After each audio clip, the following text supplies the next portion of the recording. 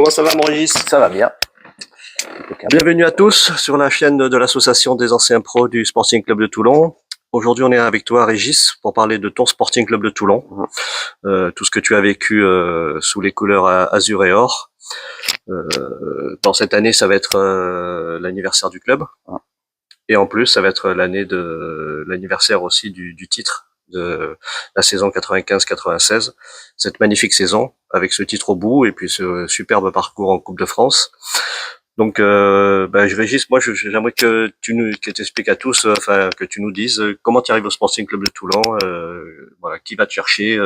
J'aimerais, voilà, que tu te. C'est parti. Allez. Alors, en fait, moi, j'arrive en 88. Je suis cadet 2. Je finis mon année cadet première année et je passe cadet 2. Et en fait, l'année d'avant, on était en sélection de. Je joue au Racing. Je suis formé au Racing par. J'avais comme entraîneur Maurice Révélo d'ailleurs, et j'avais même Jean-Luc Guichard en adjoint qui est devenu le kiné du club après. Et donc, je suis formé au Racing depuis l'âge de 6 ans. Et en cadet première année, on fait les championnats de France Interligue avec la ligue en sélection, la Ligue Méditerranée, et on est champion de France. Et donc à la fin de l'année, je me retrouve avec pas mal de clubs qui me sollicitent. À l'époque, j'avais Toulouse, Metz, Monaco et Toulon. Et voilà. Et bon, je fais le choix du Sporting. Voilà, un peu par cœur, par confort aussi, parce que je suis un pur Varois et que j'avais toute ma famille, mon père à Toulon, ma mère à Sifour. Je suis vraiment ancré dans le Var, et donc voilà, le club me permet de poursuivre mes études en créant une structure pour l'école, qui va au moins jusqu'au bac.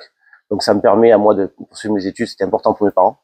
Et donc du coup, je choisis le Sporting comme centre de formation.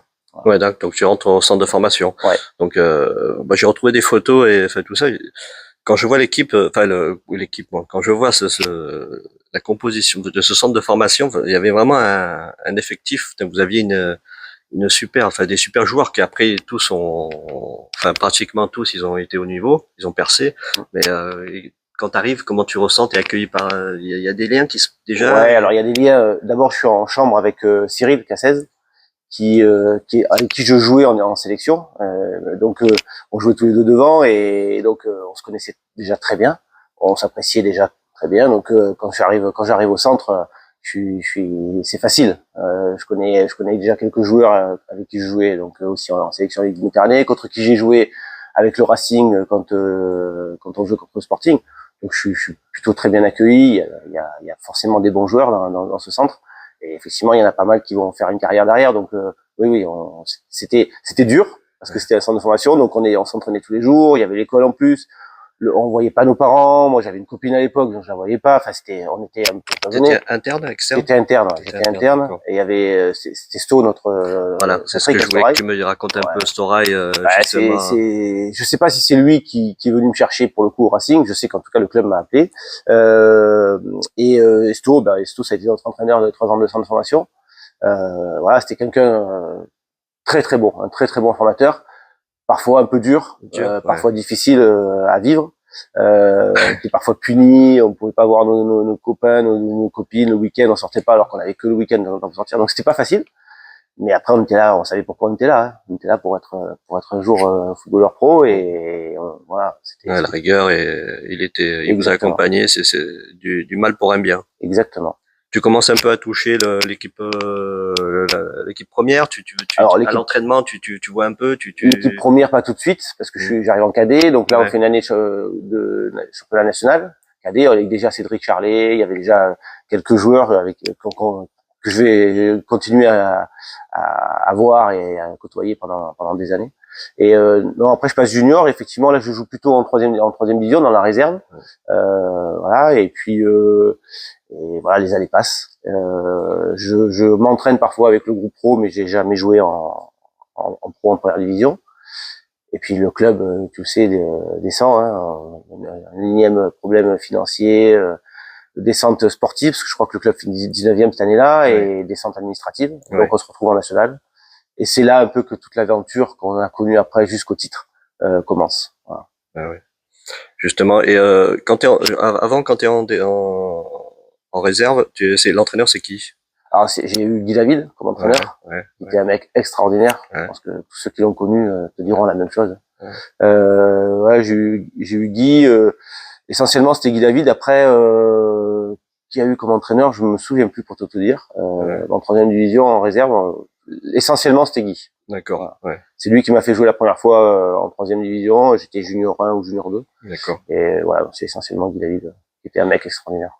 Donc on repart en national, mais déjà quand même il y avait déjà ce noyau déjà. Oui. Oui. Quand vous repartez en national, c'est quand même.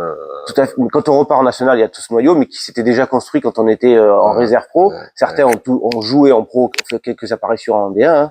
Je pense à Mika Rebec, à Cyril Cassez, etc.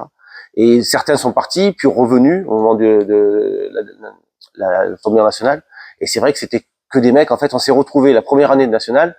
Bon, le club a quand même recruté quelques joueurs, et des bons joueurs. Didier Philippe, il y avait Didier Rabat qui est revenu au club et qui sera très important par la suite. Pensez pour lui.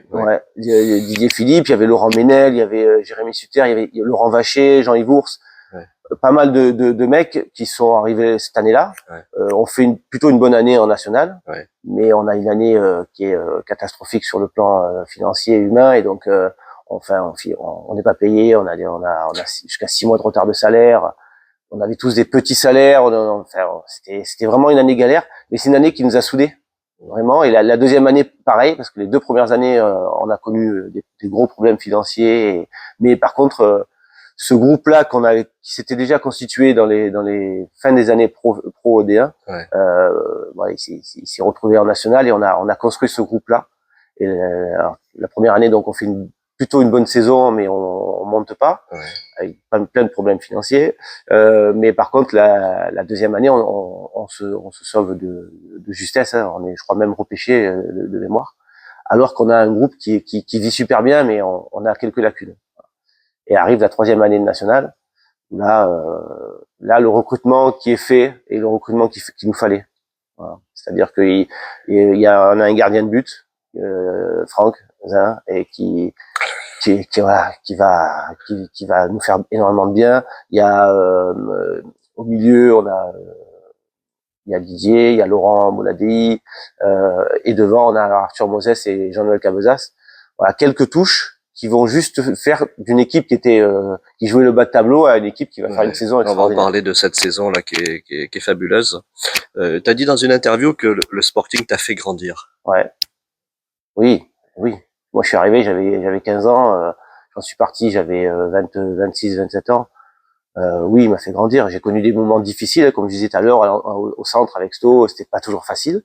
Mais oui, ça m'a fait grandir, ouais, bien sûr. Et puis les moments qu'on a vécu tous ensemble, on va en parler de cette saison-là.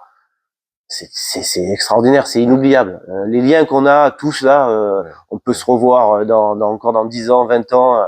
On sera toujours, il y aura toujours quelque chose qui transpirera là-dedans. Et oui, ça m'a fait grandir, forcément. Ça m'a aidé à. Justement, ce début de saison là, donc 95-96. Ouais. Donc quand j'étais avec Cédric Charlet, avec Marc Zanotti, et donc ils m'ont dit, c'est vrai qu'il y a début de saison, il y a cette soirée au Mai Tai, pour pas les citer, mais bon, c'est qui a vraiment soudé cette identité, cette cohésion du groupe, qui vous a fait souvent il y a des petits déclics comme ça qui se passent. Et justement, donc raconte-nous un peu ce début de saison justement. Le début de saison, on démarre pas trop mal, hein, de mémoire. Le début de saison, on fait de bons matchs, mais on avait besoin de se souder. Il y avait quelques nouveaux joueurs qu'il fallait intégrer aussi. Et effectivement, on fait une grosse soirée au Mai Tai, et où on finit tous dans la piscine, voilà. Et bon, on voit la photo défiler là justement. Voilà. Et donc ça forge une équipe, ça. On a créé des liens hors football à ce moment-là, qui ont fait que dans le football on a été énorme. Et je me rappelle, je t'en ai parlé en off tout à l'heure. Il y a aussi une soirée, c'est juste avant Bordeaux. Je pense que tous se rappelleront de ça. On avait fait, je crois, un match très moyen le week-end d'avant, et on se retrouve tous le 2 ou 3 jours avant le match de Bordeaux au restaurant Le B des Cochons, là, à côté de Mayol, et on passe une soirée pareille qu'on n'aurait pas dû passer parce qu'on était à 3 jours d'un match important, etc. Mais on avait besoin de ça, et que les joueurs se retrouvent entre eux. Et bon, voilà, on fait une soirée extraordinaire et derrière, on finit la saison au boulet de canon en commençant par Ben, c'est ça. Donc d'abord il y a surtout ce parcours en Coupe de France qui est magnifique. Bon, moi, c'est ce match contre Bordeaux, hein, le Bordeaux, le grand Bordeaux, hein, enfin Zidane, enfin une super équipe. Hein. Moi je te dis pas, moi j'étais au stade hein, ce jour-là, hein, et j'ai revu les images du match. J'ai revu les images parce que vous êtes mené 2-0, hein, c'est ça, non, ou 1-0. 1-0, on revient à 1, voilà, on est voilà, mené 2-1, on revient 1-0, 2-2. voilà.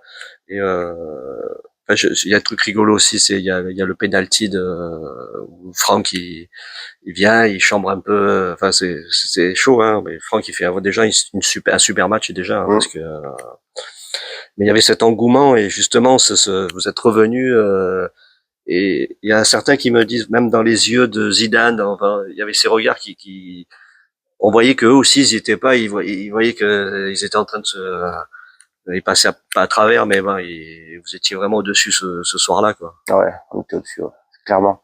Mais après, bon, eux d'abord, ils faisaient pas une bonne saison. Hein. Ils ont fait une épopée en coupe parce qu'ils font en finale de Coupe d'Europe hein, derrière. Mais par contre, en championnat, ils faisaient une sale saison et je crois qu'ils virent l'entraîneur. C'est Muslim de mémoire, il le vire après, juste après notre match. Mais nous, on avait on avait une confiance énorme en nous. On venait d'éliminer quand même Toulouse, qui était un gros club de D2. On avait déjà fait un joli parcours et on arrive contre Bordeaux. Et oui, c'est vrai. Moi, j'avais dans ma ligne, dans mon terrain, là, j'avais à marquer, j'avais soit Vitke, soit Zidane. C'était les deux qui venaient. Donc, plutôt deux bons joueurs. Mais tu sentais que les mecs, ils étaient pas, ils avaient peur, quoi. Ils avaient peur. Mais après, c'est toujours, je me mets à leur place. L'année d'après, nous, on se fait éliminer par Orange, un club de DH. Hein. Donc, c'est sûr, quand tu joues contre une équipe qui est moins bien en championnat, il y a 2 divisions d'écart. T'as toujours peur t'as tout à perdre. T'as rien à gagner. Et tu sentais rapidement dans le match, on leur a mis le grappin dessus. On les a mangés, quoi. Et puis devant, on avait quand même Arthur Moses et Jean-Noël, donc Cabezas. Donc, on avait 2 joueurs très complémentaires. Arthur, il prenait les espaces tout le temps, il était un gros dribbleur. Et Jeannot, c'était vraiment le joueur de surface. Dès qu'il y avait un ballon qui traînait, il était là et on savait qu'il pouvait nous la mettre au fond à tout moment. On avait 2 joueurs super complémentaires, 2 très bons joueurs. Et c'est ce qui nous manquait l'année d'avant, justement. Et quand tu as 2 attaquants comme ça qui arrivent dans un groupe qui est déjà défini avec des grosses affinités, en plus c'était 2 mecs extra, hein, voilà, c'était top, quoi. Et ce match-là contre Bordeaux, ouais, c'est un des, je pense que si tu en parles avec toute la génération, toute notre génération, ils te diront que c'est un des plus beaux souvenirs de tout. Ah oui, tout à fait. Bon, en plus, Mayol était plein, c'était vraiment une ambiance de malade et voilà. Donc tout le monde en parle, Luigi, enfin tous. Et puis ça a soudé comme tu dis, pour des longues années, ça a soudé ce groupe et donc c'est magnifique. Hein. On se fait éliminer contre Montpellier, voilà. Hein. Montpellier. Au penalty. Ouais, dommage. Hein.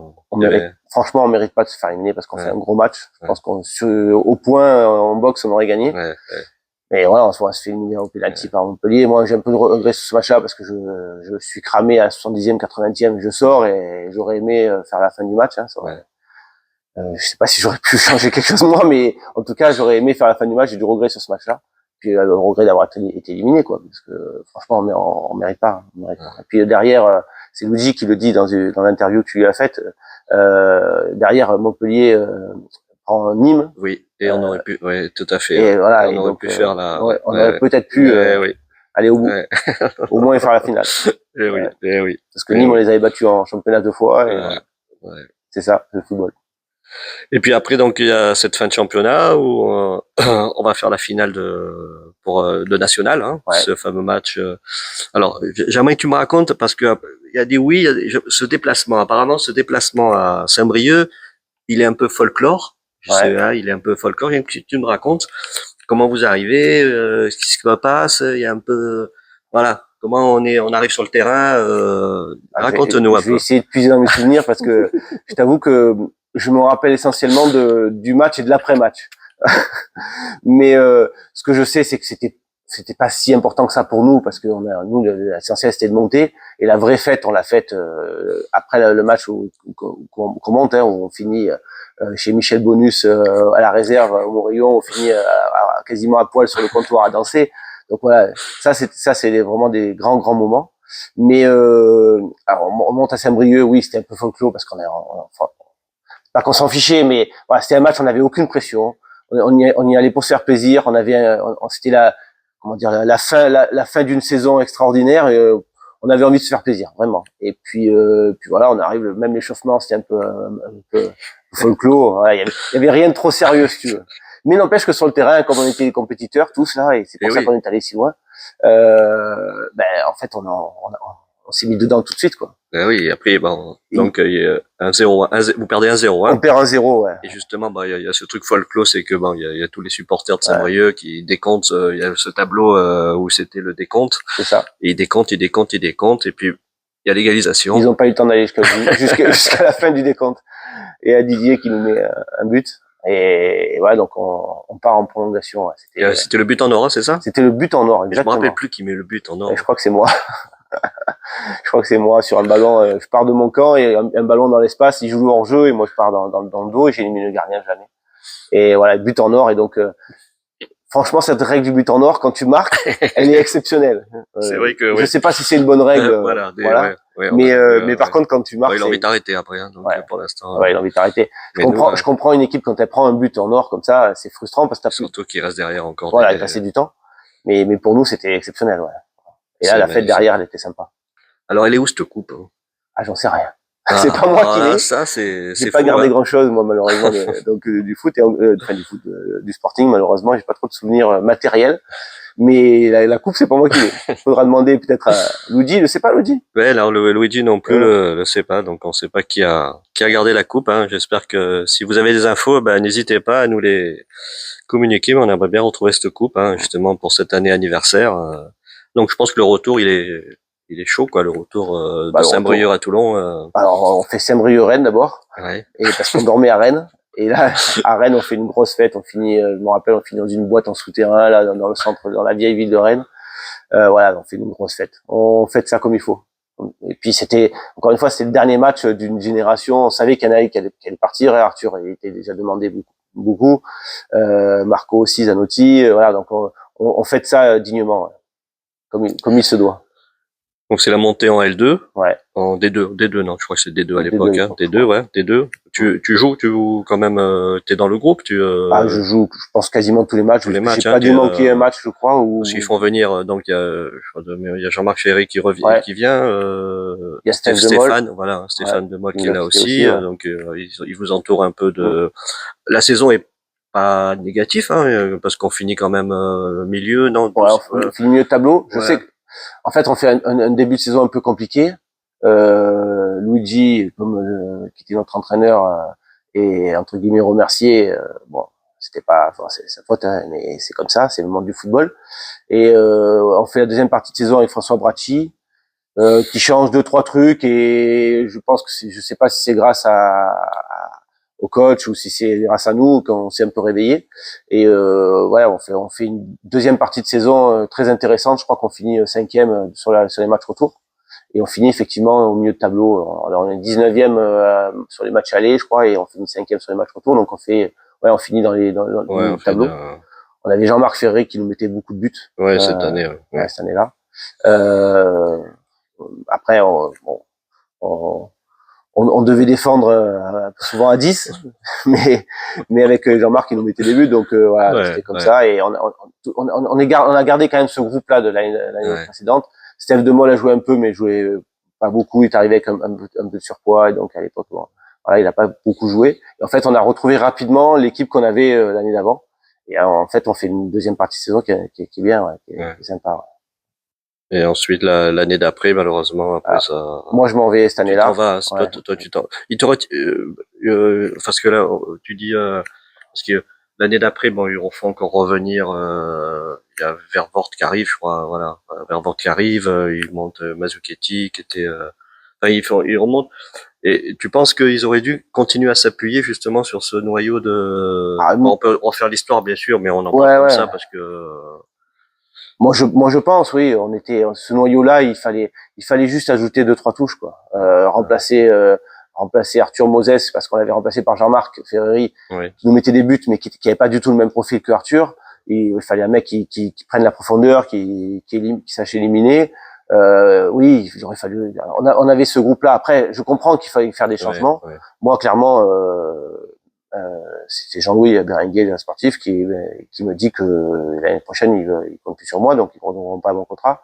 Moi, j'avais Niort à ce moment-là qui m'avait déjà contacté, donc pour moi, je pense que c'était le bon moment de partir. Voilà, j'aurais aimé faire une saison ou deux de plus au Sporting, mais après, c'est aussi un métier de footballeur. Tu dois partir, même si le Sporting c'était mon club. Ouais, oui. Voilà. Mais finalement, je pars en Angleterre. Oui. Donc je fais une belle expérience. Je fais une belle expérience. Je fais plutôt une très bonne saison. Ouais. Mais je suis dans un club qui finit avant dernier. Ils étaient derniers quand j'arrive. Ils n'avaient pas gagné un match depuis un an, je crois. Et voilà, on fait plutôt une bonne deuxième partie de saison et moi avec. Mais bon, le club se maintient pas et voilà, donc je reviens dans le Var. Ouais, tu reviens dans le Var. Mm. C'est donc, on va parler un peu des joueurs. Bien sûr, tu m'as dit qu'il y a ce noyau avec tout ce qui est resté là. Mais est-ce qu'il y a des joueurs en particulier dans toutes ces saisons Sporting qui t'ont marqué, qui t'ont impressionné, sinon technique ou enfin, est-ce qu'il y a des joueurs qui t'ont marqué? Alors, avec qui j'ai joué, je pense que Franck Zin était sûrement un gardien qui aurait dû jouer plus haut que ce qu'il a joué. Il était vraiment très fort. Arthur Moses était un joueur qui faisait la différence à tout moment. Par contre, juste une parenthèse, si quelqu'un a des contacts pour retrouver Arthur Moses, ça serait top parce que on n'arrive pas. Je sais qu'il était dans un club, entraîneur, enfin pas entraîneur ou joueur, mais voilà. Si vous avez, n'hésitez pas à nous contacter et à nous donner son. On aimerait bien le revoir dans le Var. C'est clair. Faire une soirée au moins avec lui, tous ensemble pour faire la journée d'anniversaire. Ouais, et donc ouais, c'est ça. Après, Didier Rabat aussi était un super joueur. Vraiment, Didier était vraiment un très bon joueur. On pense fort à lui. Ouais, clairement. Et voilà, j'ai eu un peu la chance de jouer contre Zidane. Avec Bordeaux, on en parlait tout à l'heure. Même ce jour-là, même s'il n'était pas dans un grand jour, même si nous on était, tu voyais qu'il y avait des gestes qui étaient fabuleux. Donc des joueurs contre qui j'ai joué, et Zidane fait partie vraiment des phénomènes. Et on avait fait un match contre Monaco, et à l'époque il y avait Thierry Henry qui était tout jeune et qui jouait l'ailier gauche là, et qui nous avait fait la misère. Et tu voyais vraiment que c'était un mec qui était hors norme. Déjà. Mais dans notre équipe à Toulon, il y avait beaucoup de bons joueurs, des joueurs qui étaient forcément moins renommés que ceux que je viens de citer à l'instant, mais on les dit Rabat, Laurent Bodali, qui oui, maintenant, est entraîneur maintenant de l'équipe de France féminine. On est fiers de tout ça, d'avoir que tous ces anciens ASUROR qui maintenant ont des responsabilités dans des équipes nationales ou même Laurent Boissier, qui est directeur sportif à Angers, pour citer. Les plus Eric Roy, qui fait un super saison et enfin qui est déjà à Brest, magnifique, qui nous bluffe, parce que waouh. Ouais, donc on est très content, et Sébastien Schilacci maintenant qui est adjoint à l'OGC Nice avec Franck Hayes. Donc on est très content de tous ces Azuréors qui continuent dans le football, qui repèrent le Var et les Varois. Et les entraîneurs, est-ce qu'il y a, on a parlé de Storail, bien sûr, qui a vraiment, déjà c'est sûr, qui t'a fait vraiment, même s'il a fait du mal pour du bien, mais c'est ça, la rigueur et tout ça, c'est ce qui fait après un footballeur, mais est-ce qu'il y a eu d'autres entraîneurs qui t'ont... Alors Patrick Storail, c'est ma formation, c'est important. Ensuite, j'ai eu Luigi pendant très longtemps, et Luigi, voilà, c'était notre entraîneur. On a joué ensemble même à la fin de sa carrière. Donc oui, Luigi m'a marqué. J'ai eu la chance de connaître un match amical avec Roland Courbis. Même sur un match amical, il m'avait marqué. Son discours, c'était incroyable. Et Guy David, on en parlait tout à l'heure, qui était un mec extra, vraiment, qui était un mec très prévenant, et donc tu te sentais en confiance quand tu jouais pour Guy. Et voilà. Et puis François Boitier, que j'ai eu 6 mois, mais qui pour le coup, moi j'avais trouvé que c'était pas mal. T'as dit dans une interview, Toulon, c'est mon club, c'est ma ville. Ouais. Ça restera. J'ai fait une saison en Angleterre, j'ai fait une saison ailleurs, j'ai fait 2 saisons à Saint-Cyr quand je suis revenu d'Angleterre. Mais mon club, c'est Toulon, c'est le Sporting, et ça sera toujours le Sporting. Alors je t'avoue qu'aujourd'hui, je regarde moins parce que malheureusement, je trouve que le club va pas dans la bonne direction. Mais ça reste, ouais, ça reste mon club de cœur. Et puis moi je suis né à Brignoles, je suis originaire du village de Signes. Je suis arrivé à Toulon, j'avais 5 ans avec mes parents. J'ai toujours vécu là. J'habite à la Farlède, mais c'est comme si j'habitais dans Toulon. Voilà, je suis varois et fier de l'être. Bah justement, donc tu suis bon, le Sporting un peu de loin. Il y a pas Qu'est-ce que tu penses qu'il manque à ce Sporting pour remonter en national et Ligue 2, Ligue 1, parce que bon, il y a beaucoup qui disent non, pourquoi s'arrêter à la Ligue 2 alors que Toulon mérite euh, la Ligue 1. On l'a vu pendant toutes ces années où entre le rugby et le foot, ça se partageait très bien. Donc il y a la place pour un super club de foot à Toulon. Qu'est-ce que tu penses qui manque à ce Sporting? Je t'avoue que je sais pas parce que je suis pas assez. Ce que je sais, c'est que il y a quasiment plus de vrais Toulonnais dans le club et il faut une identité. On est dans le sud, dans une ville où il y a un esprit un peu chaud. On le voit dans le. Alors c'était l'entraîneur, c'est Mignoni, et si ça marche depuis quelque temps, ça marche très bien cette année. C'est parce qu'il y a un entraîneur qui est Toulonnais. C'est pas un hasard. À mon avis, c'est pas un hasard. Alors je sais pas s'il faut un entraîneur Toulonnais au Sporting, mais par contre je sais que je pense qu'il faut des gens du cru qui ont connu le club avant et qui ont une identité. C'est ce qui se fait dans tous les grands clubs. Dans un club comme Toulon, ça devrait se faire aussi.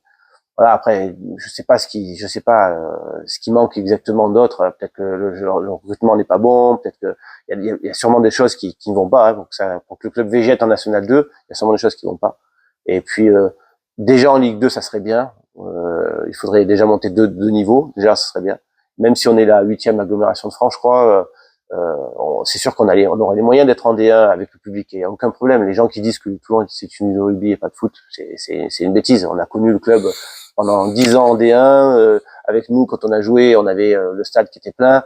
Même en national, on a fait des matchs quasiment pleins. Et contre Bordeaux, en Coupe de France, on était plein. Donc la ville peut avoir deux grands clubs. Il n'y a aucun problème avec ça. Bah, c'est tout ce qu'on va leur souhaiter de toute manière à notre Sporting, hein, c'est de vite remonter. Voilà. Donc bon, tout le monde va me demander qu'est-ce que c'est que ce maillot. Donc tu peux nous expliquer ce maillot orange derrière? Ouais, alors moi j'ai gardé 3 maillots. J'ai gardé le maillot de Bordeaux parce que c'était quand même quelque chose d'important pour nous, comme on l'a dit. J'ai gardé le maillot blanc et bleu Meubland, qui est le maillot de la saison du titre. Oui. Et j'ai gardé ce maillot-là parce que je le trouvais beau, tout simplement, maillot de Laval, voilà. Et j'ai 3 filles, j'ai donné mes 3 maillots à chacune de mes filles. Et il y en a 2 qui l'ont perdu, donc j'ai retrouvé que le maillot, c'est le maillot de Laval qu'on avait éliminé en coupe. D'accord, que tu avais échangé. Voilà. Donc j'avais échangé exactement. Bon. Et c'est le seul maillot qui me reste puisque mes filles ont perdu mes 2 autres maillots. Bon, on va aller, on va leur pardonner, de toute manière, c'est pas très grave. Bah, moi, Régis, je suis très content d'avoir passé ce moment avec toi, d'avoir parlé de ce Sporting qui est avec nous, qu'on a dans le cœur, et on va vous tenir au courant de tout ce qui va se passer. On a commencé déjà l'anniversaire du Sporting des 80 ans, et puis après, il va y avoir beaucoup d'événements avec l'équipe de championne de nationale. Donc, on vous tiendra au courant et on souhaite un bon anniversaire au Sporting et à l'équipe de nationale. Merci, mon Régis. Avec plaisir.